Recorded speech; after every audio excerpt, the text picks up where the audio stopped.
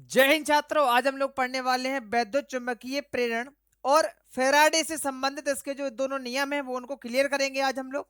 तो ये समझते हैं सबसे पहले विद्युत चुंबकीय प्रेरण होता क्या है, उसके बाद समझेंगे फेराडे के वैद्युत चुंबकीय प्रेरण संबंधी दोनों नियम।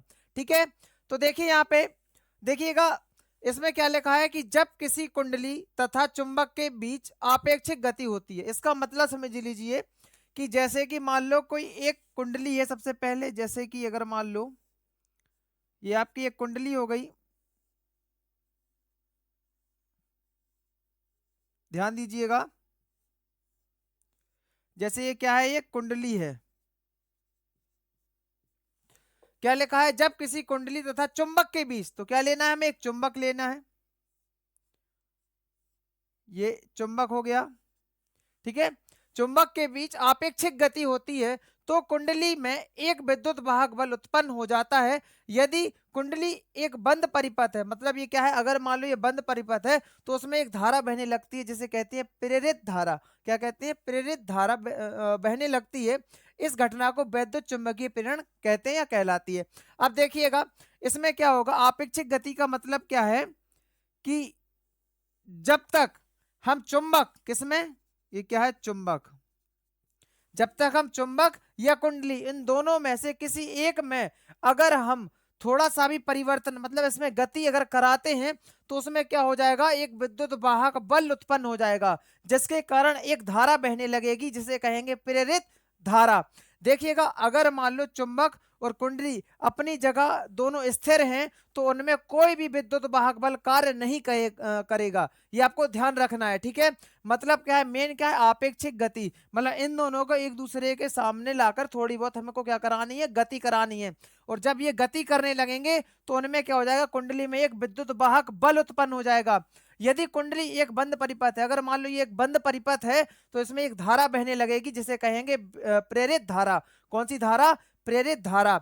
और इस संपूर्ण घटना को क्या कहते हैं, वैद्युत चुंबकीय प्रेरण कहते हैं। ध्यान रखना है, आपको समझ में आ गया। अब देखिए समझते हैं फेराडे के विद्युत चुंबकीय प्रेरण संबंधी नियम।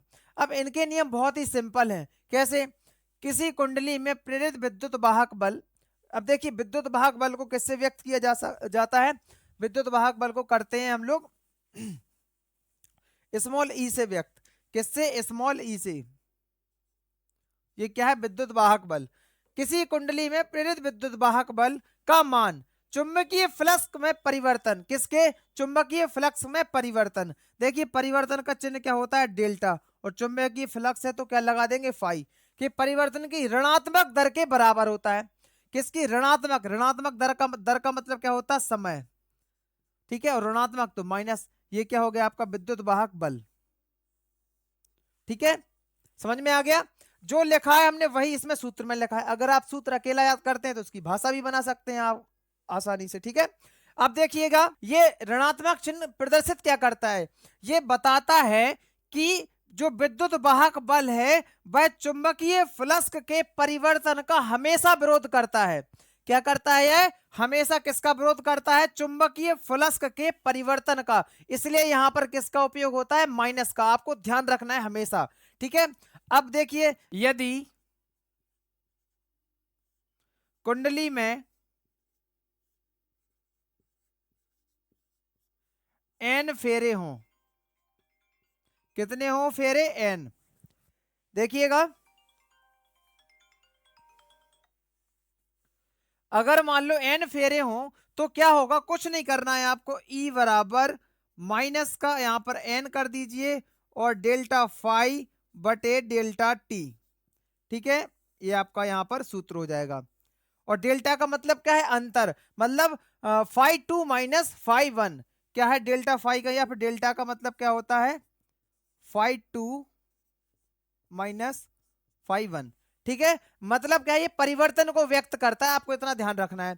अब देखिएगा द्वितीय नियम, किसी परिपथ में प्रेरित विद्युत वाहक बल या प्रेरित धारा की दिशा सदैव उस कारण का विरोध करती है जिससे वह स्वयं उत्पन्न होती है। मतलब इसमें क्या कहा इसने कि किसी परिपथ में प्रेरित विद्युत वाहक बल या प्रेरित धारा की दिशा किसका विरोध करती है, जिससे वह स्वयं उत्पन्न हुई है। तो मतलब क्या, इसने क्या किया, जिस थाली में खाया उसी में छेद कर दिया। अब देखिए इस नियम से आप एक और नियम याद कर सकते हैं, किसका? लेंज का नियम। हमने पढ़ाया है आपको, अगर आपने पढ़ा हो तो। अगर नहीं पढ़ा हो तो डिस्क्रिप्शन में लिंक है, वहां से आप सीधा जाके वॉच कर सकते हैं। देखिए, आप इसमें चाहो तो इसमें लिख सकते हैं कि यही लेंज का नियम है, लेंज का नियम है। या फिर इसे ऐसा भी लिख सकते हैं, इसे लेंज का नियम भी कहते हैं। ठीक है, ये आपका जो है विद्युत चुंबकीय प्रेरण और फैराडे के दोनों नियम हो गए हैं। अगर आपको वीडियो अच्छी लगी हो तो लाइक और कमेंट जरूर कीजिएगा। जय हिंद सर करके, और चाहे स्क्रीनशॉट ले लो या फिर स्क्रीनशॉट की जगह क्या कर सकते हैं, नोट डाउन कर सकते हैं। जय हिंद, जय भारत।